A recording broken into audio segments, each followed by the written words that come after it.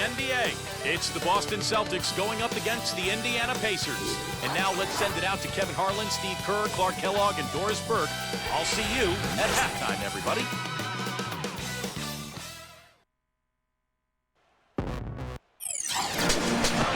Welcome, everyone, to Indianapolis, Indiana. It's the home of the Pacers, where we will be broadcasting today's action live. A quick check now at the starting five for both teams. And, guys, what are we going to be looking for in this one from Bradley? Well, he's such a smart defender, guys. He just has a knack for stripping the ball from the offensive player just when he thinks he's got an easy shot going in. And also, Steve, I think he's the definition of a lockdown defender. It doesn't matter what style of player he's up against. He can handle just about anything that's thrown at him. Just off a road trip, the Pacers are back at home. 16 games off the lead. They may not be championship contenders, but a dangerous team.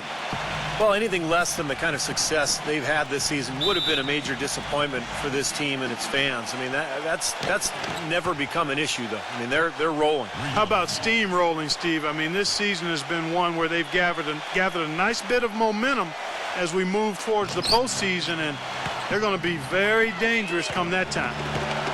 Now here's Rondo. Offensive rebound. Olynyk dishes to Bass. West with the steal. Now the Pacers moving it up. It's stolen by Green. Bradley against Hill. Left side Rondo. Nice ball movement by Boston. Here's Olynyk. Nice concentration to hit the double clutch layup. Olynyk's got the first points on the scoreboard for the Celtics. Well, guys, for the Pacers, it's been a slow and long climb from the Malice at the Palace back in '04. But now, with a terrific young team fresh off a strong showing in the Eastern Conference Finals, we can finally say the Pacers are back, and they're going to be around for a while contending for championships. Let's go quickly over to Doris Burke for an update. Kevin, here's what the Celtics head coach had to say when we spoke just a few minutes ago. We talked about David West and what makes him such a tough player to defend. The coach said, West is special because he's so skilled for a player of his size and strength. He can score inside and also spread the floor with his shooting. He can have a quiet night and still drop 20 and 10, so we've got to stay conscious of him at all times. Guys, we'll see how they do against him. And thank you, Doris. Here in the first, a little over a minute played so far. And for the Pacers, ever since that unfortunate night in Detroit, the attendance in Indiana has sagged. They've been at the bottom half percentage-wise, Steve, for the last 9 years.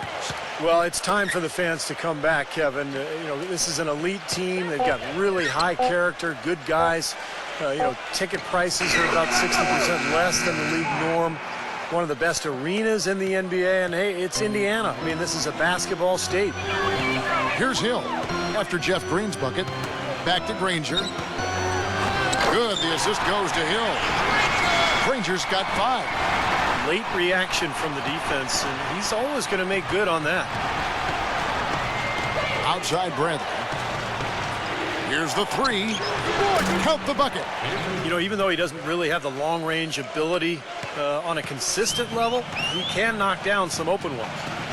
Avery Bradley missed the first 3 months of last season after undergoing surgery on both shoulders, fellas. I mean, when Rondo went down with his ACL tear, Bradley stepped into the starting point guard role, and I thought performed very well. The clear look at the hoop, he doesn't miss many of those. Boston's gone 1 of 2 from long range in the first quarter. Green with the ball. He's picked up by Hill. Green passes to Olynyk. The Pacers pull it in. And for Bradley, a tremendous defender. And Steve, able to defend either the 1 or the 2. Well, he's listed at 6'2", but he has incredibly long arms and quick feet. So he's strong enough to guard bigger players, but his best attribute is putting pressure on the ball. It's a nightmare just trying to bring the ball up the floor against Bradley. One of the best on-ball defenders, wouldn't you say, in the NBA? Yeah, no doubt. Now here's Rondo, following the miss by Danny Granger. Rondo kicks to Bass. He's against Hibbert. 5 on the clock. A jump hook, and the shot is good. Bass has got his first points in this one.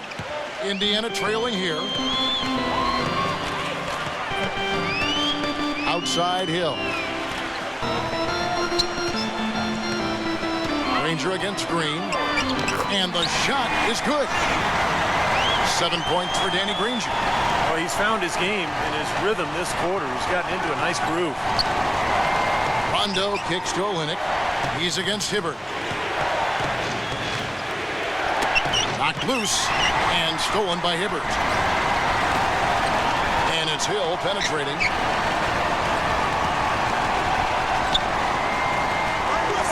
Granger outside. Dishes it to West. Defended by Olynyk. West kicks to Granger. Shot clock at 6. The 3. That's good. Granger's got 10. You got to like his shot selection today. He set a good example for the rest of his teammates. Outside Rondo. It's Bradley on the wing. Gives him the lead pass. Here's Olynyk. Tries again. Shot is off. And it's the Pacers taking it the other way. Here, matched up against Boston. It's how they'll tip off the new season. And you'd think this is a favorable matchup for them, but last year anyway, that was not at all the case. Yeah, they're going to need some help there defensively. That matchup is going to be a tough one to deal with. Green kicks to Bass. It's stolen by West. And the whistle blows. It's going to be on Jeff Green. That is his first foul of the game. Watson with it.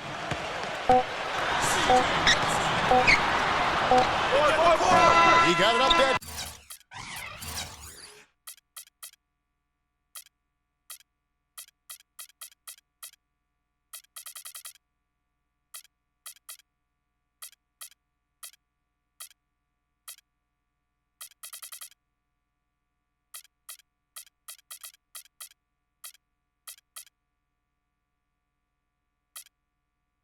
But it wouldn't fall for him. And we reached the end of the first quarter. Pacers out in front, leading by 5. Stay with us as we get set to bring you the second. Tuesday, October 10th, LeBron James. And now the second quarter just getting set to start. And guys, let's get your take on the hustle stats for the Pacers. Boy, they've really amped up the pressure at the defensive end, guys, and have piled up the steals in the early going. And the other thing they're doing is forcing a lot of turnovers, and that's helping them to get easy points at the other end. Pacers leading by 5. You know, it's always strange to see how a team will react when they lose one of their biggest stars. Last season, the Celtics were thought to be dead in the water when Rondo tore his ACL, but they actually rallied and went on the winning streak after the injury. On the floor for Boston. Ball is out there with Humphries. Then there's Green. Then there's Jordan Crawford. And it's Rondo in at the point guard. Let's go now to the sideline and catch up with Doris Burke. Hey, Doris. Guys, Roy Hibbert, a big key for the Pacers defense. Coach Vogel said, quote, he's the best in the league at earning no calls at the rim. That's where he's grown the most over the last 4 years. Put the back of your hands on the front of the rim. If you're in the charge circle and not on the ground, you can earn a no call.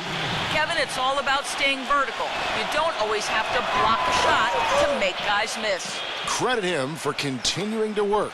Thanks, Doris. Well, Clark, as you said, with Rondo and the Celtics, they would go on to win the next 7 right after his injury, and overall, Steve played better than expected the rest of the way. Sometimes that's the way these things go, Kevin. A star player goes down, everybody else kind of steps up, and instead of feeling sorry for themselves, they use it as a rallying cry. And all those role players for Boston really picked up the extra slack, and I thought they made a great push to end that season after the Rondo injury. Right through the D for the layup. It's a tie ball game. Just over a minute gone here in the second quarter. So timeout called here, the first for Indiana. You knew that at some point the window for the group of Celtics that had won a title was going to close. I mean, it was inevitable. But last year seemed like they were going to go for one last hurrah as they added some depth and looked to reload for another run. And getting back to the Celtics and Rondo's injury, a lot of people expected them to start the rebuilding process. Ended up standing pat at the deadline, Steve. Even though there was, it seemed, a lot of interest. You know, you want to give that group, KG and Pierce and Rondo, you want to give them another run. And they had their last hurrah. They didn't get it finished, and now you start the rebuilding project. So a lot of trades, a lot of movement over the summer, but I like the fact that they gave that club one more run.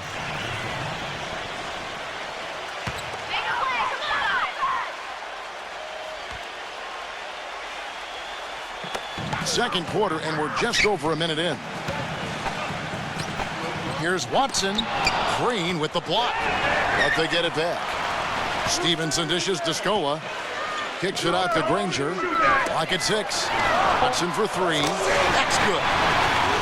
Watson's got his first 3 points of the game. And you can't leave him alone, especially from long range. Rondo kicks to Waltz. He feeds it to Humphries. No block shot, and it's Boston with another. And you know, you talk about Frank Vogel, guys, and the Pacers. It seemed he won over his roster from the moment he took over. He placed a lot of confidence and trust in his players, and most importantly, brought a breath of positivity and positive energy to that locker room and to that team. Stevenson passes to Watson. Scola left side. Fades. And that's good off the glass that time. And the Pacers lead by 3. He's definitely got that shot in his arsenal. And back to Vogel, he really helped instill the identity of this Pacers team of toughness and defense, and Steve, that willingness to battle. Yeah, it's a perfect fit with their personnel. The way he motivates this team to defend and play with that edge. I just love this group, the Pacers team, the talent, along with Frank Vogel. Just a really nice fit. The dish to Stevenson. He kicks it to Watson. And Boston with the rebound. Humphries has got 3 rebounds so far in the game. The 10-footer. And the shot is good, dropping in off the front of the rim. Green's got his second basket. Just seems like they're finding an open lane to the hoop every time down. That's 5 buckets in a row for them in the paint. Yeah, on the flip side, Steve, the defenders have to show more fight on the interior. Copeland dishes to Stevenson. Feeds it to Granger.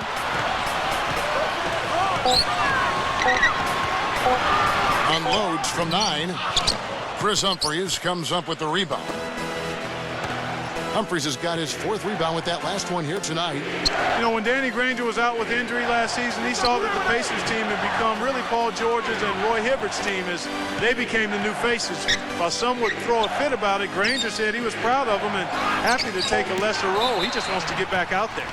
And that's out of bounds. Boston will retain possession. Indiana making some changes.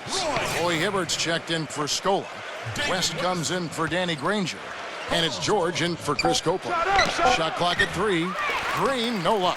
And when Granger is healthy, Steve, he's certainly a great player. Well, you love his versatility, his ability to play both ends of the floor. A tough defender who can guard multiple positions.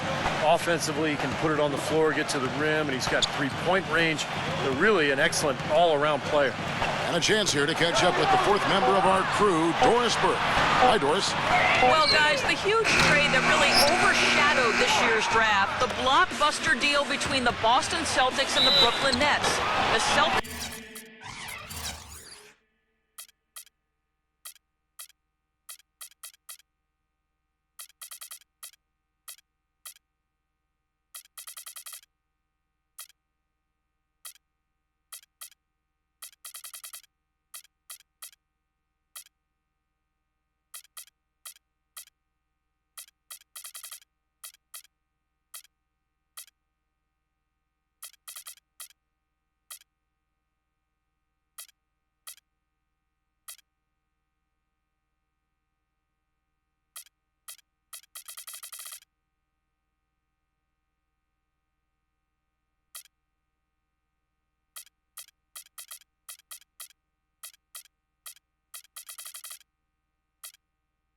sending out the veteran trio of Jason Terry, Kevin Garnett, and Paul Pierce, and in return receiving 3 future first-round picks, the right to swap picks in 2017.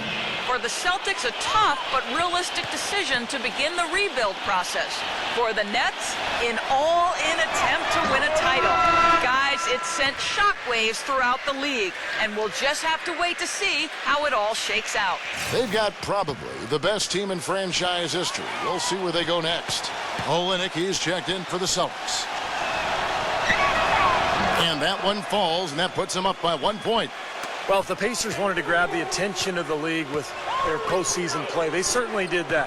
They marched through the first 2 rounds by knocking off the Hawks and the Knicks. And, boy, remember, they were a game away from the NBA Finals. Shoots from the baseline, and he connects with the jumper. And the Pacers lead by 1. Guys back and forth this first half. Well, 5 lead changes early on, guys, as we grapple back and forth. Yeah, this could be a back and forth game all the way, guys, the way it's being played. This is fun to watch. Lee, that's good. And here is Hill. Still getting warmed up offensively. No buckets yet in the game for him. Stevenson covered by Lee. And Stevenson kicks to Hill. The 3 from George. That one goes. Count.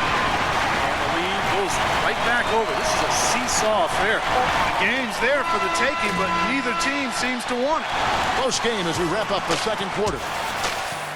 Pacers lead by 2. We'll have the start of the third quarter for you shortly. But first, it's the Sprint Halftime Show with Damon Bruce. And now, brought to you by Sprint. Welcome, everyone. The Sprint Halftime Report, presented by Sprint. Here we go now, the start of the third quarter, welcoming you back in a closely contested first half so far. One of the stories here, Danny Granger getting it done today. I know we've said this many times before, but I'll say it again. He had a great first half, just an explosive offensive display there. At the end of the day, I wouldn't be surprised if we're talking about what a great second half he had. He can usually keep it going for all 4 quarters. All fueled up and ready to go. Let's reset the lineups courtesy of Gatorade for the second half of basketball. On the court right now for the Pacers. George Hill at the 1, Paul George at the 2, Granger and West at the forward seats, and it's Hibbert in at the 5 roaming the paint. But the drive to the bucket was nice, but how about the finger roll finish? Beautiful. Well, Danny Granger played only portions of 5 games last season, guys, and basically was trying to overcome a torn patella tendon in his left knee. Had to be terribly frustrating for him. Hibbert with a screen for Hill.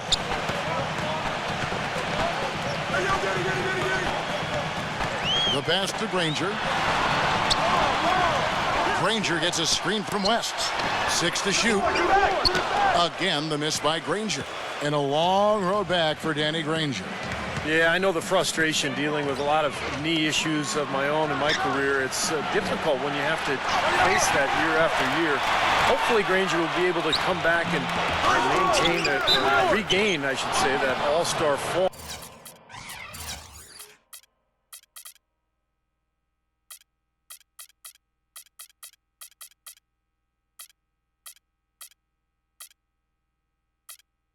That he once showed. He could be a huge addition to this Pacer team. A team right on the cusp, obviously. Yep. You know, one thing you know about Bass is that he's going to knock some people around underneath. He's very strong. He's not real tall for a front court man, but he's strong and he's skilled as well. You know, he'll knock down shots, but he loves getting on the offensive glass. Oh, yeah, he'll make guys who have 4 or 5 inches on him look like a crash test dummy the way he throws them around. Bass is a big guy. He has no problem letting you know it. And you know what? His outside shot loosens up everything inside, spacing the floor beautifully for the Boston Celtics. A moment here now to see how the numbers look for Roy Hibbert. 4th in blocks. And in terms of rebounding, he's in the top 20 in the league. So a guy who can really take care of the boards for you. And Steve, you said it. I mean, he ranks in the top 5 in blocks per game, and that puts him in his rightful place as one of the most feared defenders in the league right now. Pass to West. Shoots from the right block. No good. Now Boston takes it the other way. Indiana had perhaps the toughest defense in the league. They just didn't have any weaknesses defensively. If you attacked them inside, they were able to challenge you at the rim. You tried to shoot over them. They were challenging you with their length on the perimeter. And they didn't back down. So it's not a surprise they were near the top in every defensive category. You know, he didn't need to make the layup complicated. I mean, it's not a trick shot contest. He decided to go for a little extra flavor on that one. Three-pointer, Brooks gets it to go. Brooks has got himself on the board with 3 there. That was an important bucket. They're only 1 of 5 now, so they really had to get their offense clicking. And Clark, the numbers back up what you were saying about the Pacers. A lot of stat heads will look at opponents' effective field goal percentage as a measuring stick for defense. And the Pacers, Steve, were the best in the league at that. Well, they passed the eye test, that's for sure, Kevin. I mean, they challenge every shot. They get out to the three-point line. They block shots at the rim. And there's a reason this team was so good at the defensive end. Hill passes to Granger. Kicks it to West. Back to Granger. Brooks covering. Outside, George. And he can't answer back. The three-pointer offline. Boston trailing. They'll be playing host to Toronto for the next one. That'll be the first of 2 straight at home. Some really good games going on, and that Toronto one has caught my eye. Hill drives in. He passes to West. It's back to Hill. Granger outside. Shoots the 3. Good, and it's Hill picking up the assist. Hill's got 4 assists now tonight. Second three-pointer of the half, 4th overall. So he's having a nice game from outside. You know, last season, George Hill, really for the first time, was handed the keys to the team as the starting point guard for the Pacers and played the most minutes of his career and responded with his best season yet. A little confusion defensively. Yeah, you know what? He sent the D a little message with that 3. We've got 1:13 left to play in the third. Back to Granger. It's rebounded by Bass. And going back to George Hill, great length and athleticism at the point guard position. Defensive-minded guy. He really fits with the hard-nosed identity of this team. Wouldn't you say, Steve? Yeah, I love George Hill. Offensively, he shoots with range, and he's able to slash and draw fouls. Excellent rebounder for the point guard position. And you mentioned the length. I mean, the wingspan for Hill allows him to guard both 1s and 2s in the backcourt. Smooth as silk on the finger roll. And the Pacers lead by 1. And Clark and Steve, as we approach the 4th quarter, still anyone's ballgame. Yeah, exactly right, Kevin. I mean, these teams just simply keep trading baskets, and as a result, trading the lead. Yeah, neither side really able to create much of a cushion at all. So which team can make a little run here, we'll see. And that one's good. How about the percentage they're shooting from beyond the arc here in the second half? They have found their groove from deep, Steve.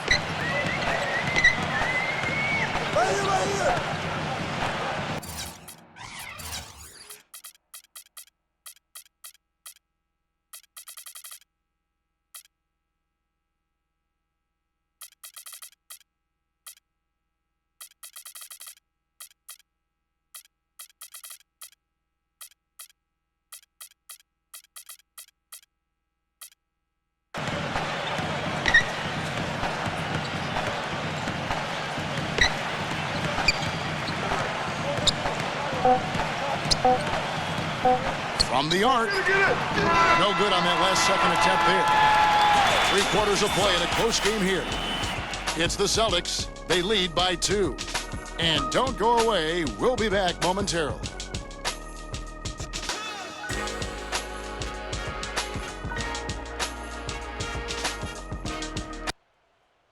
The NBA preseason. All right, the 4th quarter of action getting underway. We've had a great one so far with both sides coming to play.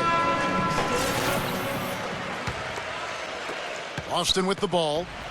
The lead is 2. And a look at the 5 for the Celtics to start the 4th quarter. Inside it's Sellinger and Humphries. Speedy backcourt of Rondo and Bradley. And it's Brooks in at the 3 spot. And the basket good. Boy, such outstanding patience and decision-making for them offensively. Yeah, absolutely. Their ball movement has been outstanding. They are piling up the assists. Hill kicks to Watson. He dishes it to Granger. Out of bounds, Boston takes possession. And this is what the schedule looks like for the Boston Celtics. They'll be playing host to Toronto for the next one. That game marks the first half of a quick 2-game homestand. Yeah, a lot of good stuff going on around the league today, and a lot of fans focused on that matchup for New York. Rondo kicks to Brooks. Back to Rondo. Brooks outside. Bradley. Pass to Sullinger. It's hauled in by Paul George. George has got 3 rebounds now in this one. Passes it to Hill. Doubled by Bradley. Hill dishes to Scola. The kick out to Hill. Watson. It's back to Hill. The feed to Watson. Fires for 3. Good. And it's Hill picking up the assist. Hill's got 5 assists in the game. What a great battle these teams are waging today. Yeah, you get the feeling, Steve, the game could swing on just 1 or 2 plays down the stretch. Rondo passes to Humphries. Back to Rondo. The Celtics working the ball around now. And Bradley gets it to go. This is great. 3-pointers going down quickly at both ends. Yeah, it took them no time to answer back on that possession. And George kicks to Watson. Back to George. Dishes it to Watson. He feeds it to Hill. Scola, a screen on Rondo. Hill passes to Granger. Sullinger's there. Granger with the bucket. Granger's got 10 points here in the second half. Boston leading by 3. He kicks it to Bradley. Dish now to Brooks. Feeds to Rondo. Now the pass to Bradley. And the Celtics hit again from deep. That's now a dozen straight points coming off wide open 3-pointers. You know what it looks like to me out there, guys? I mean, it looks like All-Star Weekend out there. We know how much defense is played there. It's actually defense during the All-Star Weekend, no D. Scola, no up. And it is very dangerous to leave him open like that. Lucky break for the defense that he missed it. And it's Bradley off the drive. Rondo kicks to Brooks. Pass to Sullinger. Here's Humphries. So he gets the whistle. Contact on the way up and 2 shots coming up. Easy call there. No question about that one. You could hear the impact from where I am. And a moment now to look at the scoring approach in terms of where the points are coming from for the Celtics. So far, they've turned in a fantastic performance from the 3-point line. It's been a weapon all game. The other thing that jumps out to me is just the big number of assists they've had. The offensive efficiency has been a major factor. Roy Hibbert's checked in for the Pacers. Bradley against Hill. On the wing, George. Kicks it out to Granger. He passes to Scola. Scola left side. Hill guarded by Bradley. Doubled by Bradley. The 3 from Hill. And it's good. Well, when the double team's in place, it really spreads the floor offensively. Outside Rondo. Back to Humphries. He's against Hibbert. The jump hook, and that one's good. And the Celtics lead by 6. Boy, that was impressive. Major height disadvantage, but he still got the shot up over his man. Well, he's got the poise to handle any matchup, and he's not easily intimidated. You can see that there. Timeout called the Pacers. They're down by 6. 1:27 left in the game.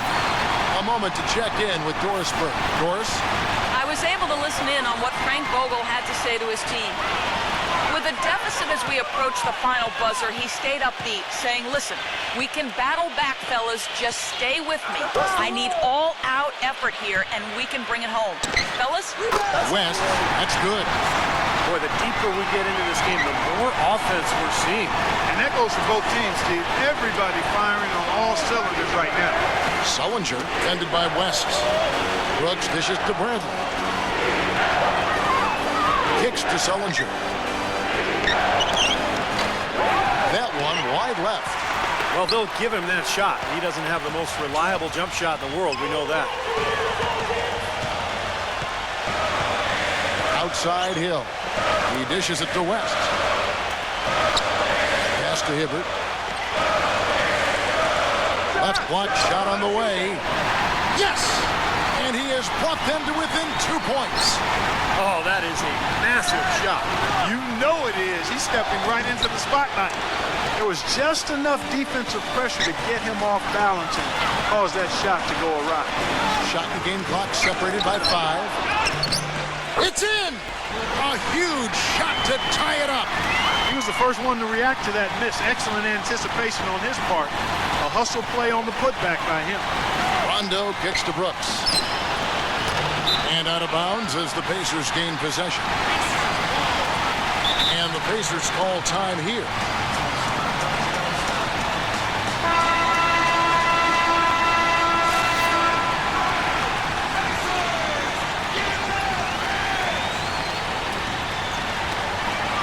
Seconds left in the fourth quarter of this one. George passes to Hill. The feed to West for the win. Oh, and he had a chance to win it right there, but couldn't get it to fall. Regulation is ended, and we're heading to overtime. We'll take a quick break, then get you.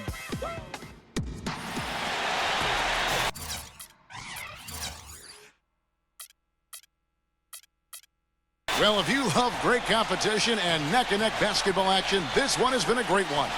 Overtime number 1. Getting going right now. And so off the tip, it's Boston.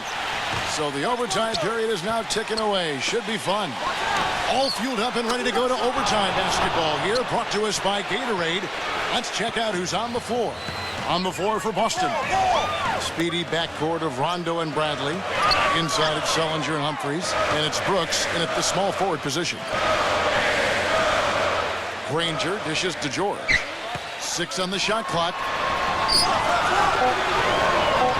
Hill kicks to George. Shot is blocked. And they force the shot clock violation. Great D. Boy, in a close game especially, those plays really hurt. Luis Scola, he's checked in for the Pacers. Boston leading by 3. Rondo kicks to Brooks. Off target with his 3. Now Hill.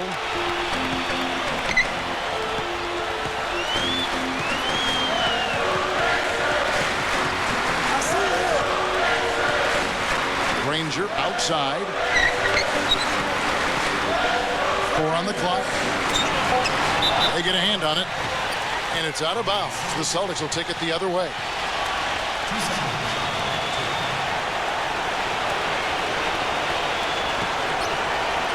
Well, as we saw, 4 quarters not enough. We're just over a minute into overtime. Rondo kicks to Bradley. And it's good, coming on the assist by Rajon Rondo. 18 points for Avery Bradley. Boy, his performance from long range has been incredible. I know that was your shot, Steve, and today it's his too. Hill passes to George.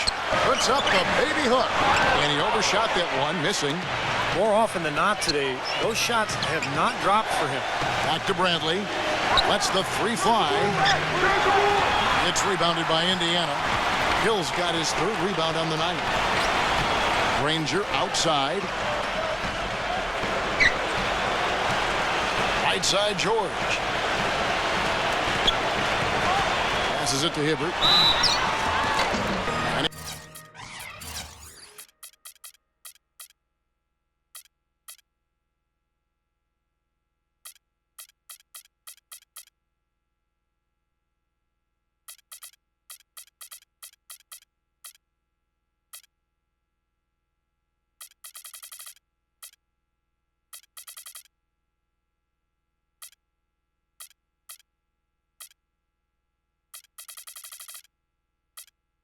And he was fouled on the way up. 2 free throws now for him.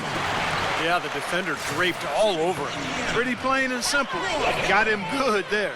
First free throw is good, and that brings them within 5. Boston making some changes. Olenek, he's checked in for Humphries. Wallace comes in for Jared Sullinger. And it's Green in for Marshawn Brooks. And Hibbert hits them both. Those were critical foul shots because we're at the point now where they can't be missing any of those. Outside Bradley. Jeff Green on the wing. To the middle. Deflected. And stolen by Hibbert. Granger outside. Hill with it. He's picked up by Rondo. And George, here we go. Granger outside. Shot clock at 6. Good. And he has brought them to within 2 points. Wow, huge shot.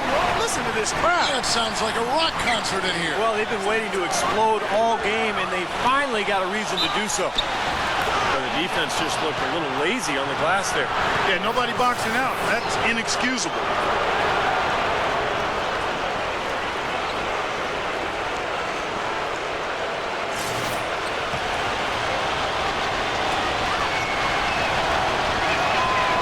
Caps it off in style with the free throw. Big possession there to extend the lead.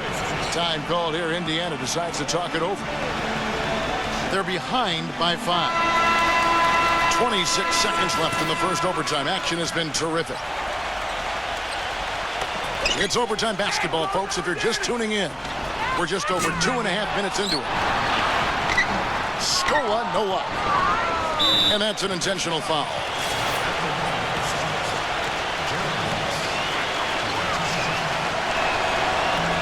And he misses the first one. Boy, he wanted that one to fall.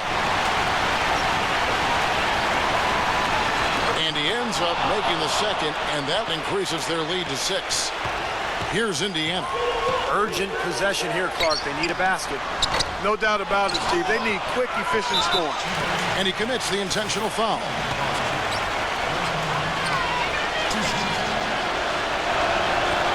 And that hurts as he doesn't get the first one to fall. Trying to focus now on the second.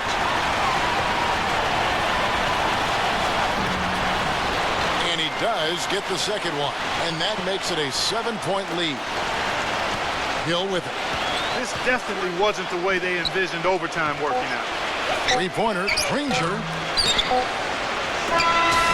So we see Boston get the win here. You know, Clark, they couldn't put him away in regulation, but after a superb